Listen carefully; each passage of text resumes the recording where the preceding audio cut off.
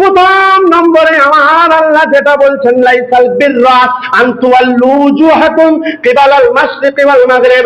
ও মসজিদের মুসাল্লিরা, মসজিদে যারা পাঞ্জেগানা নামাজ পড়েছো আর তারা মনে করে নিয়েছো পূর্ব আর পশ্চিম দিকে যদি আমি মাথাটাকে টেকে দিই, যদি মাথাটাকে নুইয়ে দিই, যদি মাথাটাকে আমি নামিয়ে সাজদা করে নি, তাহলে আমার আল্লাহকে আমি সন্তুষ্ট করে দেব, আমি পুণ্যবান হয়ে যাব, আমি জান্নাতি হয়ে যাব, আমি পুণ্যতা পেয়ে যাব, আমার আল্লাহকে আমি সন্তুষ্ট করে নেব।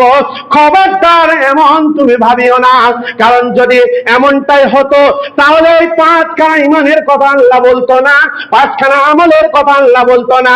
প্রথমে আমার আল্লাহ বলছেন মান আমানা বিল্লাহ, এক আমি আল্লাহ আমার উপরে ঈমান, ওয়াল ইয়াউমিল আখির আখিরাতের উপরে ঈমান, মালায়েকা আর ফেরেশতাদের উপরে ঈমান, ওয়াল কিতাব আমার আসমানি কিতাবের উপরে ঈমান, ওয়ান নবিয়্যিন আমার নবীদের উপরে ঈমান। এটা হলো 5খানা আপনার ঈমানের কথা।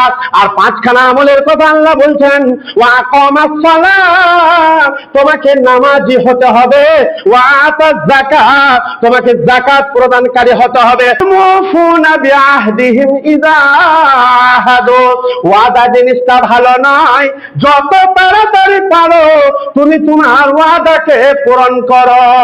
ওয়াসসাবিরিনা ফিল বাসাই ওয়াদ-দাররাই ওয়া হিনাল বাস।